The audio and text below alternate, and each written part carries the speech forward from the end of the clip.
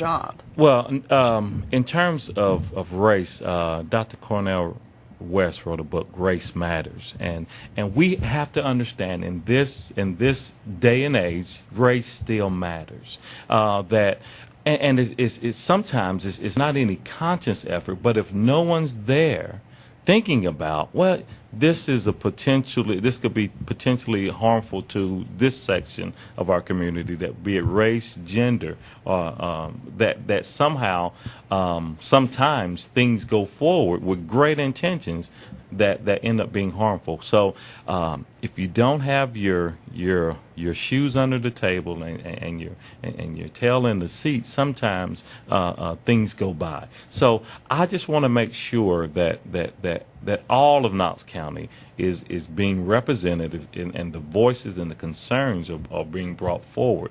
And it's also a good opportunity. I got started with the task force for magnet school development.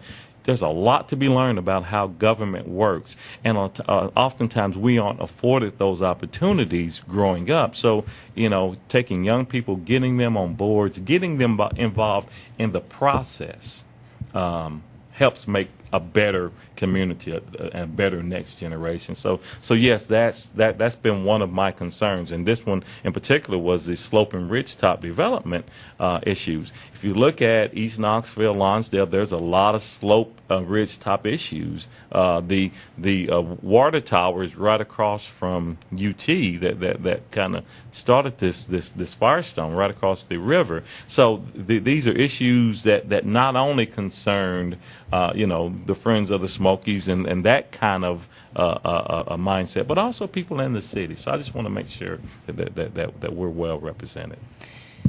What do you think of that? Is that something that you would say, hey, this is part of my platform that I'm going to make sure? Is that something that we should consider? I mean, like you said, to make sure everyone's at the table? To me, race is not all the issue. Race shouldn't be the focal point. To me, fairness should be the focal point. No matter what color you are, it should not matter. We've gone through the race problems that this country has had. We've had those problems. Let's all work together to solve and make it a better place for everybody. How will you feel? Or how do you feel when you come to East Knoxville? Do you feel comfortable?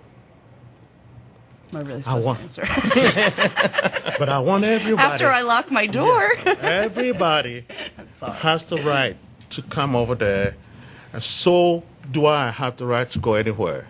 And so if we can diffuse that tension and work together as one community and one nation, this place will be a better place for all of us and our children. And I strongly believe in that. Well, that was the next thing I wanted to ask.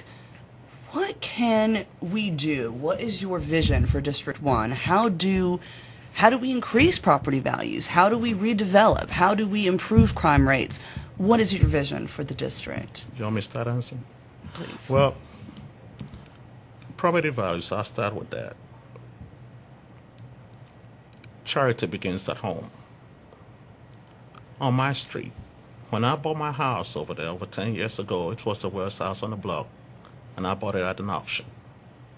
I've worked on it tirelessly, worked on it, and worked on it, to the point that my neighbors come to me and they say to me, we appreciate you being here because you brought our property values up. But I wasn't doing that to bring their property values up. I was doing that to improve my property. And when your property is improved by you, it affects your neighbor's property. It encourages them to also do likewise and bring it up. And so if we all work together on that basis as a team, eventually it will encompass the whole area. And I believe in those things. Do it by example. And I don't believe anybody giving me freebies or handouts. I don't believe in that. I work hard. I get on the Bobcat and I work. I dig trenches. I do all those things. And people ask me, when do you find time to do those things? If it's important to you, you find time to do them. And work and ethics of work is what's going to help us. And so if we teach our children to stand up on their own and give them the right education for them to survive in this world, we will all make it. I don't believe in handouts. I really don't. And I don't believe in you coming to me to help me make my household better. It begins with me making my household better. That's good, because I'm really not very good with construction. Go ahead. Well, you know, and I don't want to be controversial or anything like that, but Mr. Baah lives in the most affluent neighborhood in the First District, as do I, in Holston Hills area. So those things work well. The property values in Holston Hills are solid. But to answer your question, First District neighborhoods, there are some where 60% of the people that own those properties live in West Knoxville and North Knoxville and other places, and they're landlords or deadbeat landowners that have hoarded these properties and aren't taking care of them. We have to work with the city because, again, the county doesn't, you know, the First District is entirely within the city limits, but we have to work with the city to hold these people accountable for their properties. There was a property that there was a commissioner that had some issues there in the Burlington neighborhood with blighted properties. There's all kinds of ways of doing that. I actually stepped into a situation with the rental property, and it's tough. It's a tough process. I mean, I am a living example of walking into a place in a one of the worst neighborhoods in Knoxville, getting some property with great intentions, and now it's where it needs to be, but that process sometimes isn't pretty. So I think we need to work with our neighborhoods. I think we need to be patient with the people, but we need to ultimately hold them accountable to bring their properties up, and that way we can connect the neighborhoods. If there's one or two blighted properties or properties where, you know, drugs or prostitution are going on in a great block, it can bring the values down for that whole block. So I think we just need to work with the neighborhood organizations, and that's really what I've been doing. Fort Sanders has issues associated with, you know, vagrancy and people loitering, whereas as well as Magnolia, whereas it may be burglary near the Walter P. area. Figure out what the problems are and put the resources there to correct those problems. You talked about how I feel when I come to East Knoxville, and I make a joke about it, but there have been a lot of people who have said that the media has been biased about East Knoxville, and that every time, you know, there's a story that comes out there, it gets pegged as being East Knoxville. Does East Knoxville get sort of regarded in an unfair way, and how do you change those perceptions?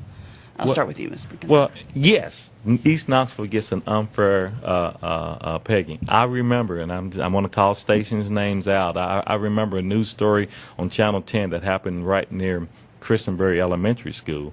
So that reporter got in her car, drove across the street. Now, Channel 10 Studios in North Knoxville, drove across Broadway and reported from East Knoxville. And this did happen about 3 years ago. Oftentimes, you know, Mechanicsville, Lonsdale, those areas are lumped in. East Knoxville is an assembly of neighborhoods.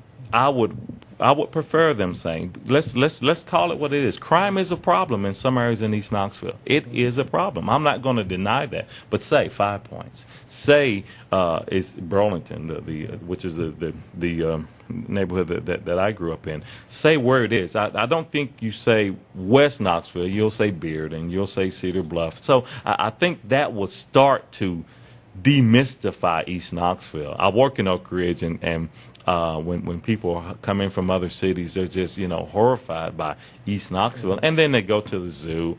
It looked like a great neighborhood from what I saw, and I'll start to open them up to it. So I think that is a problem with the media. I think they've been sensitized. You all have been sensitized to that somewhat, and I think things are going to start getting better. Yeah, I believe that the media has its problems with East Knoxville also, just like some